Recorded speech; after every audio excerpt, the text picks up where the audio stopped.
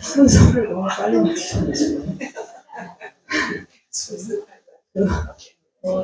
안녕하세요.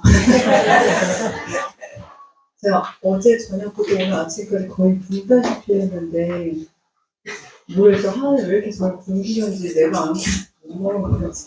그래서 기운이 하나도 없어요. 그래서 여기 걸어오면서 이렇게 갑자기 이런 생각이 들더라고요. 야, 너가 안 그래도 목소리 크고 다다다다 얘기하면 사람들이 안 그래도 정제를 주는데 네가 목소리에 힘이라도 없어야 되지 않겠냐, 그런 생각이 자꾸 들더라고요. 진짜 기운이 없이 없어요. 그래서 저희도 좀 기도 좀 주세요. 근데 연약한 그릇을 쓰신다 했는데 뭐 이런 육체적인 연약함을 쓰시는지 모르지만 허집사님의 찬양 들으면서 속이 조금 힘났던 것 같아요. 감사합니다.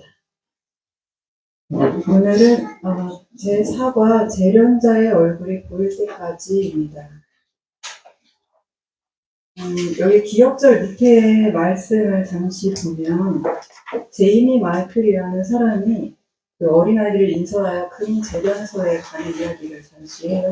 그래서 이 아이들이 금 재련을 하는 모습을 보면서 신금이 다 된 것을 어떻게 알 수 있어요? 라고 물었어요. 그래서 이 금 재련공이 금에 내 얼굴이 비치면 다 된 것이란다 라는 말을 하고 있답니다. 근데 그래서 이번 교과의 내용은 고난과 연단과 환난 이런 것들로 인하여 우리의 품성을 개발하라는 그런 말씀이더라고요. 간략하게만 들어도 너무 많이 들어본 것 같죠? 일요일 서지를 보면 그분의 형상으로 라는 제목이 있습니다. 여기에 잠시 살펴보면 묵상에 우리는 세계, 곧 천사와 사람에게 구경거리가 되었노라 라고 하는데 저희는 여러분과 저는 이 우주적인 드라마의 역할극을 한다라고 되어 있어요. 또 주인공이다라고 되어 있습니다. 시대소망 671장에 이런 말씀을 주고 있어요. 제가 읽어드릴게요. 바로 하나님의 형상이 인간에게서 재현되어야 한다. 이 부분은 여기에 일요일 소지에 여기 나와 있어요. 본문에 52페이지 첫 번째 본문에 나와 있어요. 그래서 하나님의 명예, 그리스도의 명예는 당신의 백성의 품성이 온전케 되는 것과 관련이 있다. 이 말씀은 즉 그분의 명예를 위해서 그분의 명예가 달린 일이다. 뭐냐면 나의 구원. 당신의 명예를 걸어서까지 우리의 구원을 또 우리의 품성을 온전케 하기 위하여 하나님께서 저희들을 위해 일하고 있다라는 말씀입니다. 사실은 조금 그 다음 페이지 월요일날 넘어가고 싶은데 제가 나누고 싶은 이야기는 사실 목요일 소지예요. 그런데 시간이 많이 남아서 일요일부터 하겠습니다.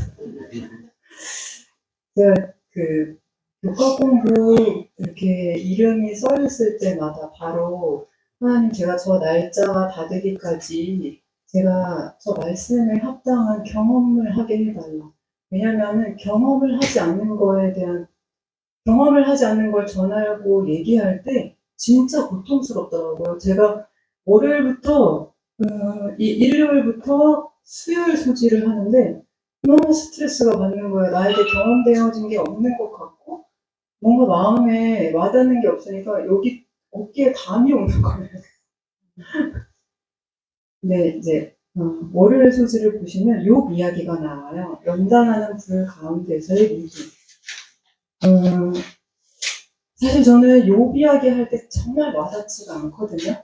머리로도 마음으로도. 왜냐하면 상상하기도 힘들고 어려울 정도로 저는 이 욥 이야기가 정말 와닿지 않는데, 여기에 말씀해 보면 새로운 직업, 새로운 생활 환경, 육신의 질병, 재정적인 손실, 가정에서의 부당한 대우, 이것을 저자가 언급하고 있는데, 어, 이러한 상황에 있어서 이것을 우리가 고난이라고 얘기를 하는데, 욥은 사실 이거보다 어마어마한 그런 고난을 당했음에도 불구하고 욥은 이것을 뭐라고 얘기하냐면, 묵상 페이지에 가면 욥은 이해하지 못한 것이 분명히 있었지만 이것을 하나의 과정으로 생각했다는 것입니다.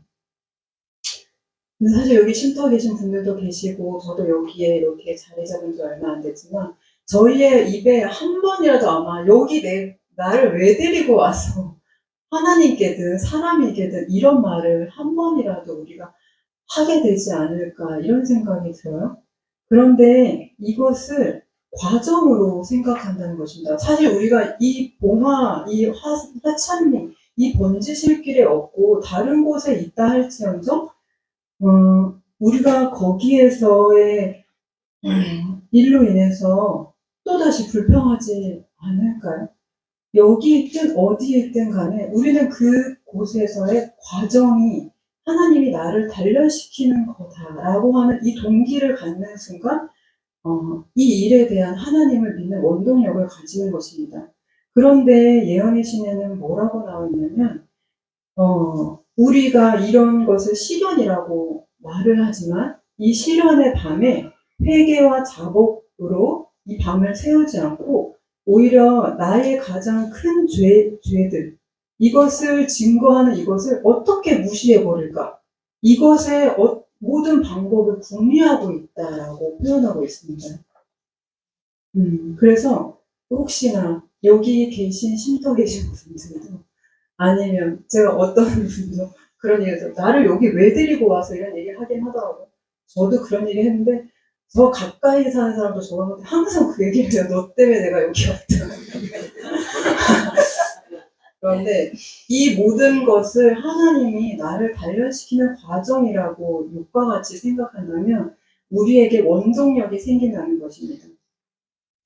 그리고 또 한 가지는 부조화 선지자에 제가 이런 말씀을 봤는데, 그들이 광야에서 있을 때 그들이 고난과 또 양식이 떨어지기를 하나님이 기다려줬는데 이것은 하나님께서 하신 일인데요. 근데 이것을 왜 하셨냐면 이 일을 통해서 당신께로 향하게 하시려는 하나님의 구원의 계획이었다는 것입니다.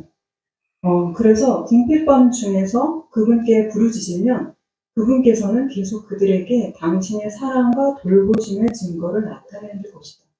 황창호 집사님 혹시 고난 겪고 계신가요?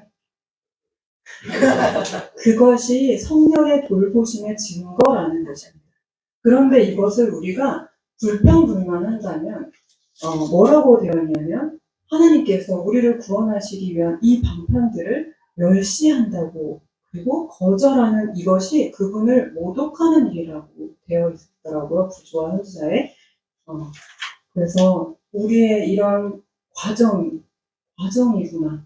지금 내가 왜 이렇게 힘들지? 내 과정이구나. 이것을 가진다면 우리가 하나님을 단련시키기에 우리를 훨씬 더 하나님께서 잘 단련시키지 않으실까라는 생각이 듭니다. 그런데 이 고난은 솔로몬에게는 이렇게 있어. 너가 그것을 젊었을 때 배웠더라면 그러면 그의 영광이 정말 더 대낮같이 영광스러웠을 거다라고 하는 거죠. 그렇다고 나이 드신 분들 좌절하지 마세요. 이수영지 성교사님 그렇잖아. 늦었을 때 빠르다고. 늦었을 때 늦은 거 아니다. 우리가 이것을 안 것만으로도 정말 저는 하나님의 은혜라고 생각하고 그거에서 이 은혜에 벗어난 자는 저는 하나도 없다고 생각해요. 여기 계신 분들은. 화요일서지를 보면 예수님의 마지막 말씀이 있는데 예수님께서 이제 돌아가시기 전에 너희들이 이제 재림 전에 환난이 분명히 있을 것인데 이것을 너희가 어떻게 준비해야 하는지를 말씀하실 때 이 목자들이 양과 소를 구분하는 비유를 얘기하셔요. 그런데 이 팔레스타인 지역에는 기후가 이렇게 기후차가 많아서 밤에는 양과 염소를 구분한대요. 왜냐하면은 양들은 추위에 강하지만 염소는 추위에 약해서 따뜻한 곳에 잠을 잔다고 하더라고요. 그 지역에는. 그리고 우리가 다 알다시피 양과 염소는 판이하게 성격이 달라서 그들끼리 무리를 지어서 산다고도 해요. 근데 이것을 우리에게 왜 얘기하셨냐면 잠시 금요일 소지에 넘어가면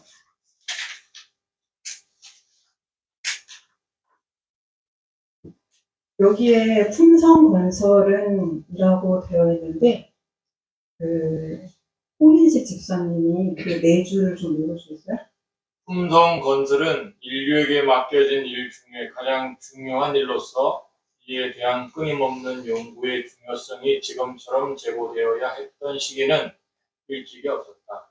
이전에 어떤 세대도 이처럼 중요한 문제에 대처하도록 도움을 받지 않았으며 또한 청년 남녀들이 오늘날처럼 큰 위기에 직면했던 때도 일찍이 없었다. 이거 공감하시나요? 이런 걸 사실 너무 많이 봤지만 볼 때마다 경각심이 드는 건 사실이요. 잠시나마. 지금 이때, 지금, 오늘, 지금 이 시간에 품성 건설을 하라는 것입니다. 너희들이 재림 직전에 양과 염소로 구분이 될 그 날이 올 것인데 그때에는 악을 행하는 자는 악을 행하고 근데 그 악을 행하는 자들은 악을 행하는지도 모른다는 거예요. 그리고 환난의 시기인지도 모른다는 거예요.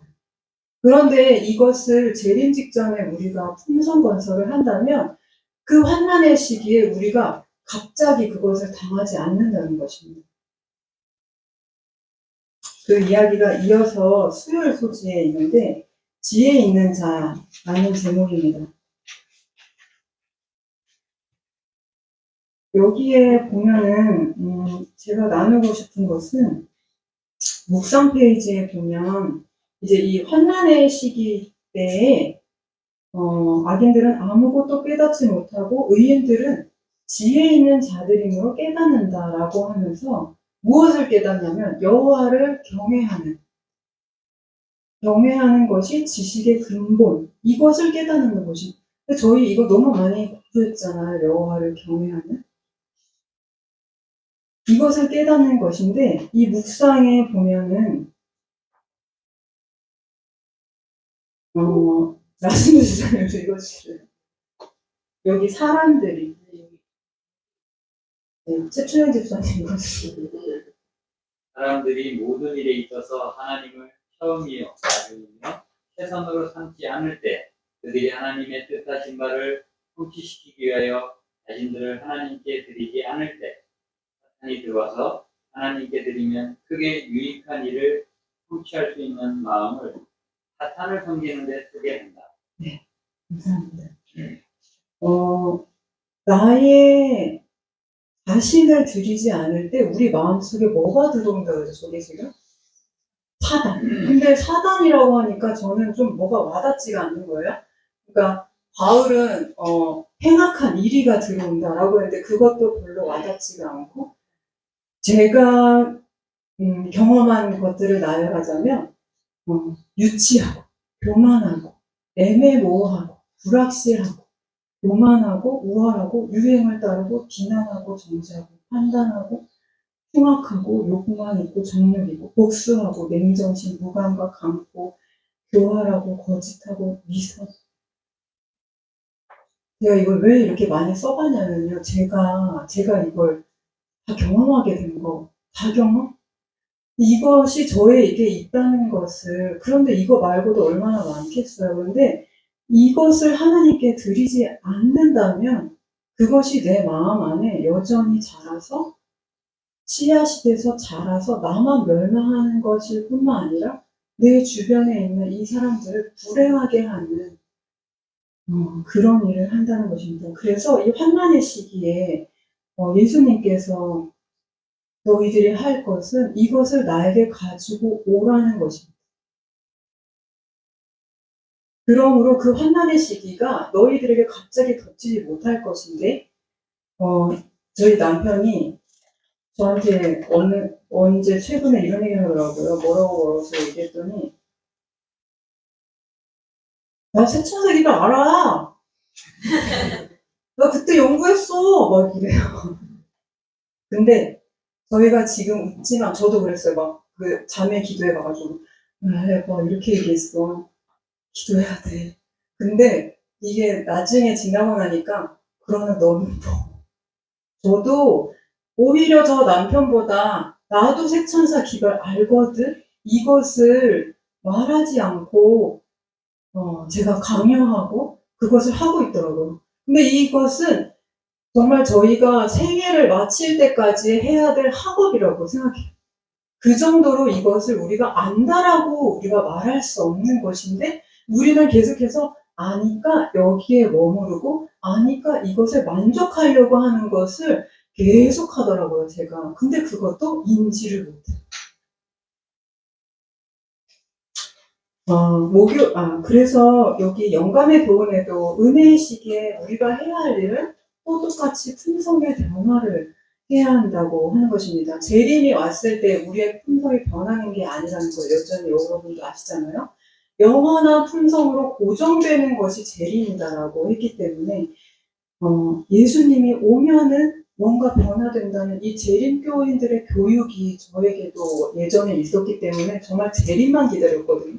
그런데 예수님이 재림 전에 있어야 할 너희들이 해야 할 과업이 이거다라고 지금 계속 품성의 변화 이것을 하라고 정말 여러 번 얘기해도 하나님이 우리가 경험되지 않으므로 여러 번 예수님이 얘기를 하시는 것입니다.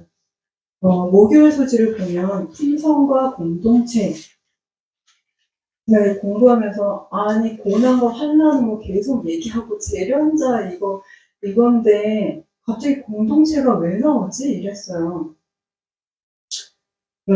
여기 맨 처음에 보면 이런 가사의 노래가 있다. 나는 바위, 나는 섬.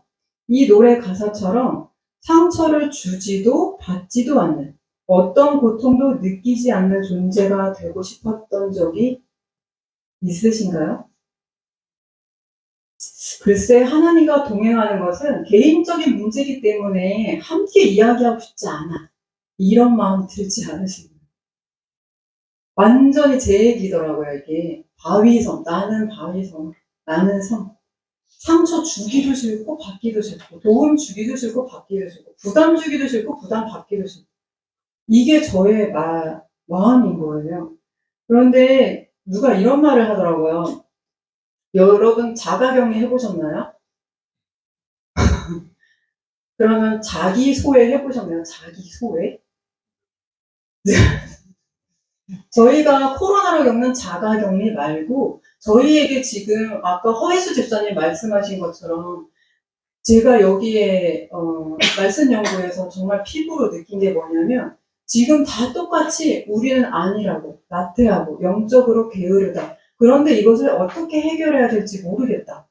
그러면서 우리는 뭘 하냐면 자가 격리를 자기 스스로 하는 거야. 코로나에 상관없이 상처 주고 싶지 않고 상처 받고 싶지 않고. 근데 그게 뭐냐면 그 전에 상처를 한번 받아보니까 더 이상 그거에 대해서 관련되고 싶지 않아서 그냥 자가 격리를 계속하는 거예요. 저희 밑동네뿐만 아니라 여기도. 그런데 이것을 어떻게 해야 되냐 이런 고민에 저희가 똑같이 갖고 있더라는 것입니다. 여기에 에베소서 4장 13절을 보면 이 본문에 바울이 공동체 안에서 살아가는 삶의 궁극적인 목적이 그리스도의 장성한 분량이 충만한 데까지 자라는 경험을 하는 것임을 보게 된다. 그렇기 때문에 우리는 서로를 필요로 한다.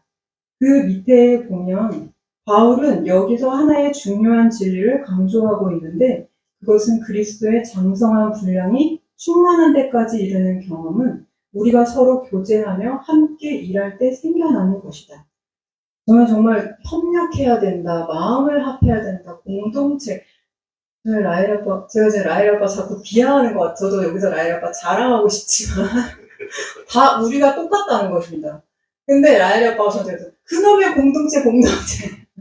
근데 저희 마음에도 사실은 이게 진심이라는 거. 제가 라일 아빠한테 뭘 배우냐면 나는 아닌 것처럼, 공동체 해야 돼, 공동해야 돼, 이렇게 말하죠. 제가 깊이 들어오면 저 말을 제가 하고 싶어 하는데 감추고 있다라는 걸, 느끼게 됐어요.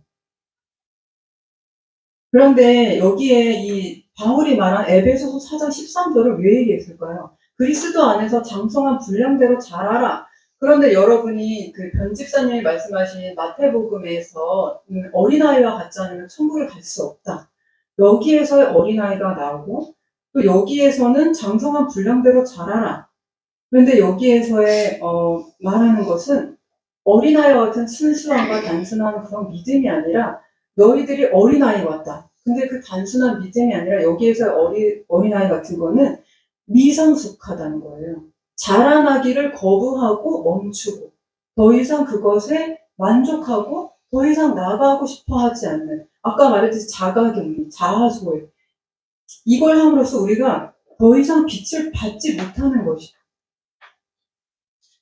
그리고 이것이 자기 만족과 낮은 이상의 결과라는 것입니다. 표준이 이제 여기에서 멈춘 거예요, 저희가. 그러니까 더 이상 나가고 싶어 하지 않으니까 자가격리는 하고, 근데 말씀은 안 빠진다 그러고, 그런데 게으름은 어떻게 해결하지? 계속 이것을 우리가 계속 로테이션으로 돌아가면서 이걸 계속 똑같이 하는 거예요.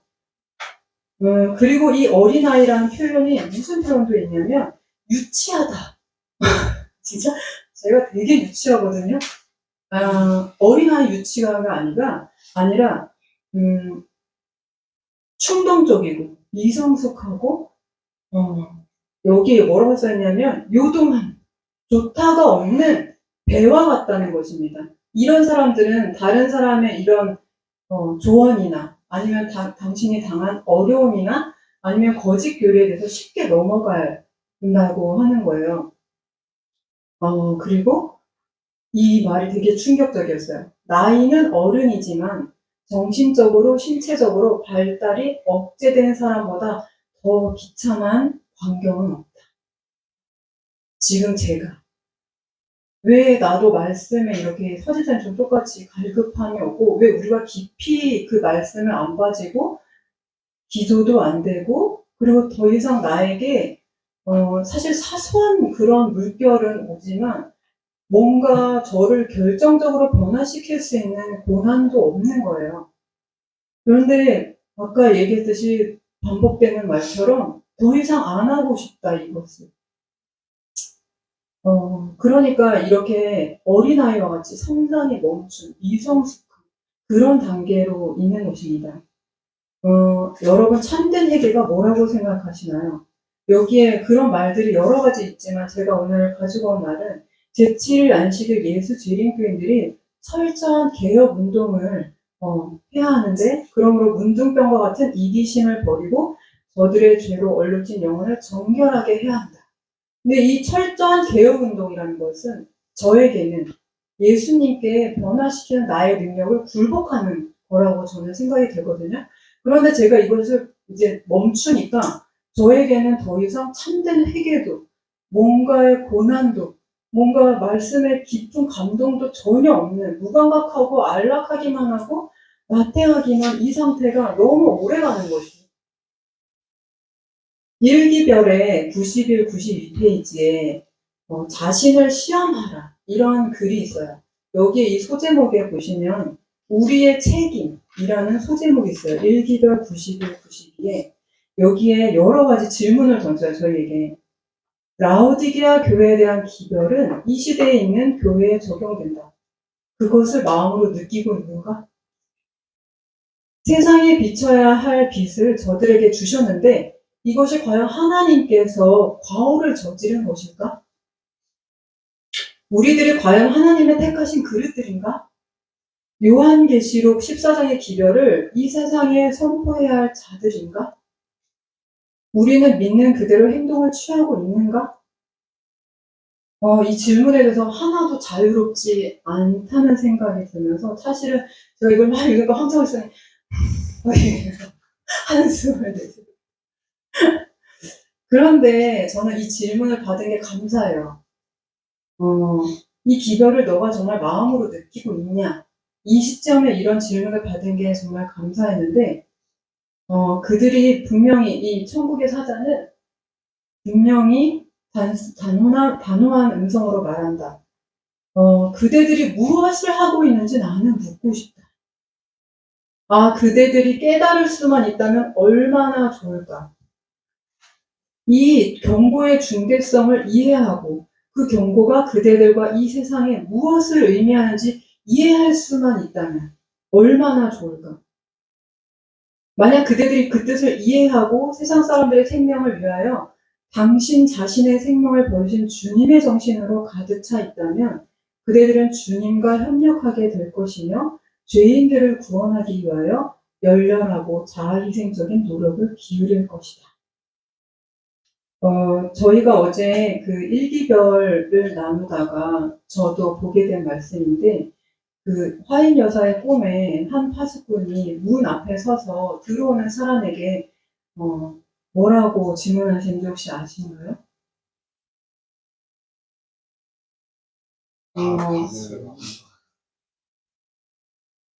제가 누구 이름을 부르고 노예주 지사님? 성령을 받았는가? 임무영 장로님, 성령을 그대는 받았는가? 이렇게 묻는다는 것입니다.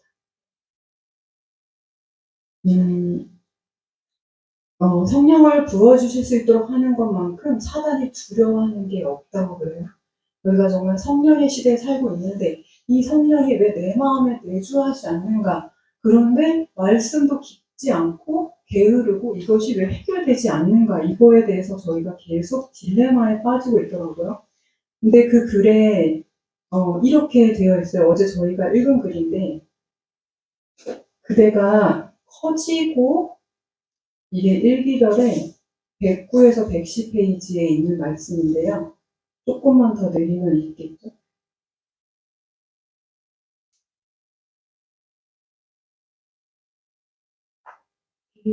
내려보시면 네, 여기 있어요. 그대가 커지고 그대가 키가 커지고 몸의 균형이 잘 잡힐지는 모르나 이 건물 안으로 들어갈 수는 없다. 어린아이에게나 어울릴 기질, 습관 및 품성의 특징들을 그대로 가진 채 자라난 아이로서는 그곳에 들어갈 자가 하나도 없다. 만일 그대가 의혹, 비판, 급한 성미 및 자존심 등을 길러왔다면 이 잔치를 망칠 것이므로 그 자리에 들어갈 허락을 받을 수 없다. 이 문을 통과하여 들어갈 모든 자들은 하늘의 배틀로 짠 혼인 내복을 입은 사람들이다.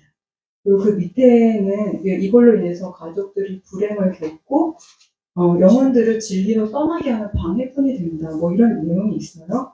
아까 말씀드렸듯이 어린아이에게나 어울릴 기질이라는 것입니다. 이것이 자라나기를 멈춰서 급한 성미, 의욕, 또 자존심 또 여기에 뭐 이것만 속해야겠어요. 아까 저희가 한 것처럼 영적인 가난함, 게으름, 나태함 모든 그런 마음속에 그 사단의 기질들이 포함되어 있는 거잖아요.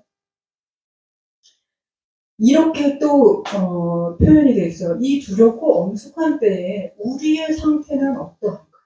여러분, 저희가 왜 이 게으름에 벗어나지 못하냐면 우리가 하나님께서 예수님이 소리하실 때도 그들이 예언을 공부한 사람들이었고 예수님을 만난 사람을 자세히 보면 예언을 공부한 사람들이었어요.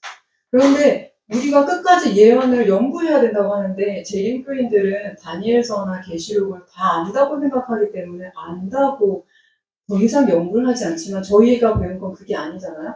근데 이 연구를 하면서 뭘 깨달아야 되냐면 내가 어느 선상에 서 있냐는 것입니다.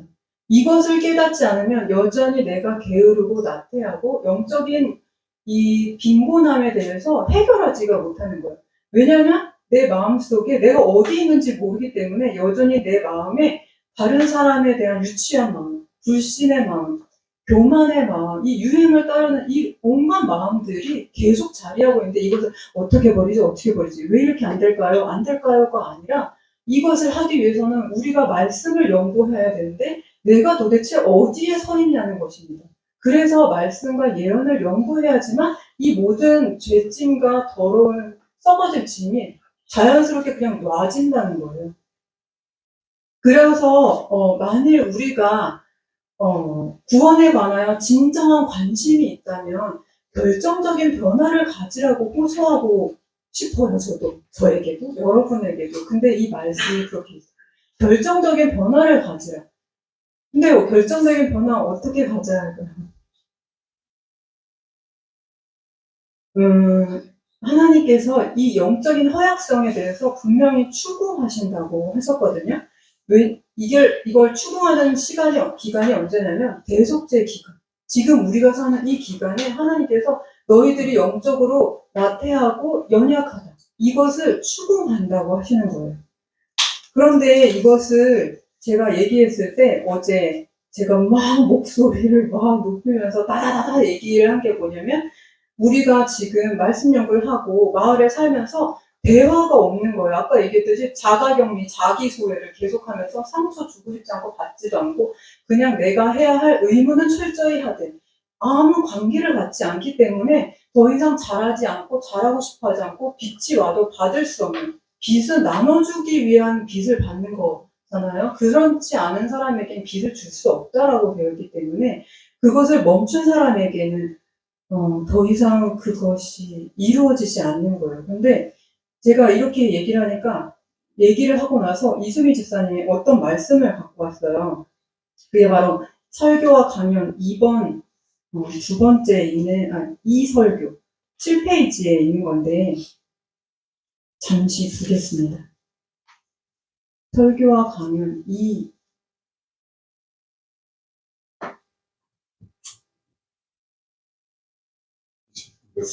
7페이지.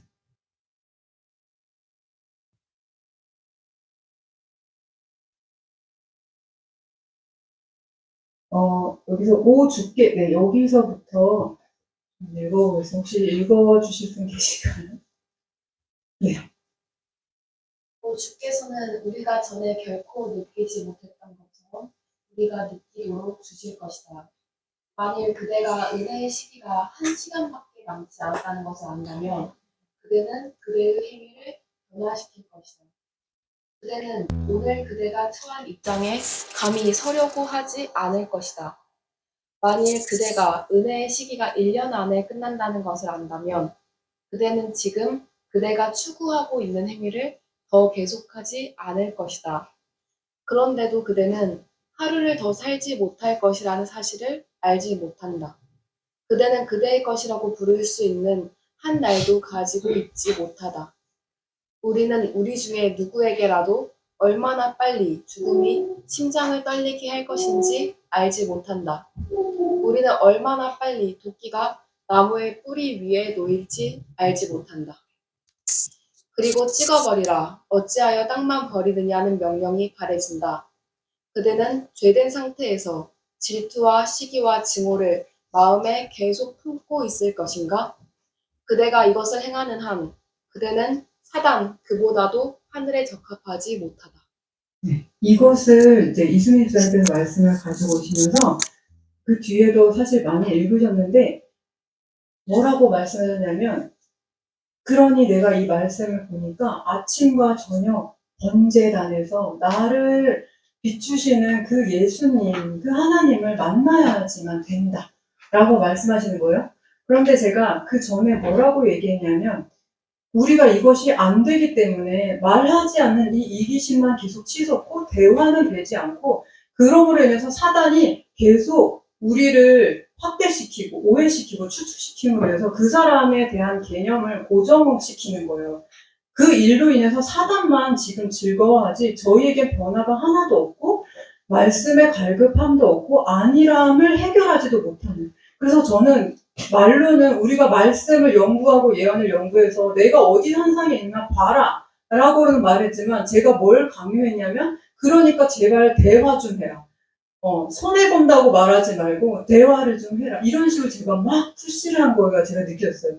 근데 제가 이걸 딱 보면서 그럼 뭐야. 말씀만 보면 되는 건데 내가 말한 거는 사실 아무런 소용이 없나? 이런 생각이 딱 드는 거예요. 그런데 제가 그 말씀을 보고 나중에 생각이 들 때에 분명히 사람은 한 사람, 그 어떤 사람도 자기 혼자 그 죄악 속에 빠져서 죽는 것이 아니라고 되어 있잖아요. 어떤 사람이 자기가 임종 전에 사람을 불러다가 내가 죽을 때 나로 인하여 끼친 그 악영향들을 다 모아다가 나랑 같이 묻어주세요. 이렇게 묻는 사람이 있대요. 근데 그게 가능하냐 이겁니다.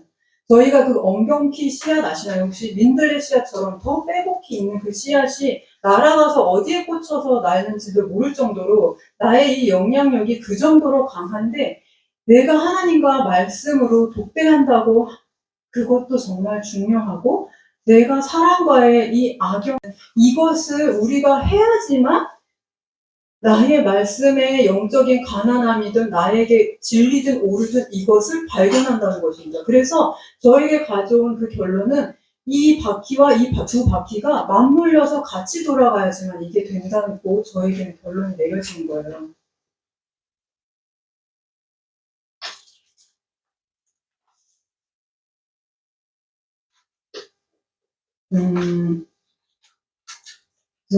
저희 한 집사님께서 저에게 이런 말 한 적 있어요. 문자로. 뭐라고 했냐면, 여기에서 만난 우리의 인연이 보통은 아닌 것 같아요. 근데 이거 되게 여러분들 듣기는 밍밍하고, 뭐 그런 말 할 수도 있어요. 그렇잖아요. 그런데 제가 그 말을 들을 땐 뭐냐면, 그분과의 갈등과 투쟁이 있고 난 이후에 받았던 문자이기 때문에 그것이 정말 성령으로 하는 말이라는 걸 제가 느껴져서 저의 마음에 이 말을 잊을 수가 없어요. 우리가 그런 갈등과 투쟁과 서로에 대한 그런 적개심을 다 느꼈음에도 불구하고 저는 이걸 생각 못했는데 그분은 저에게 우리는 여기서 만난 게 전혀 다른 데서 살다가 여기에서 만난 이것이 우리는 보통 인연이 아닌 것 같다. 그래서 말씀으로 아침 저녁 번제단에서 나를 조명하시는 그 빛을 받기도 하지만 이 한쪽에서는 이 공동체를 준 이유가 저에게 있잖아요.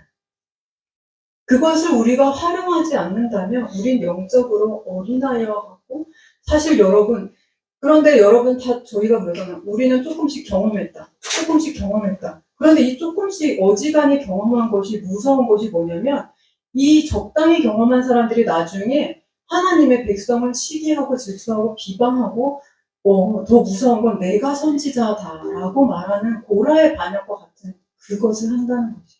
그래서 더 이상 여러분 여기서 만족하지 마시고 이것에 대해서 어떻게 내가 더 나아가야 할지 하나님께 묻는 저와 여러분이 되기를 기도합니다. 감사합니다.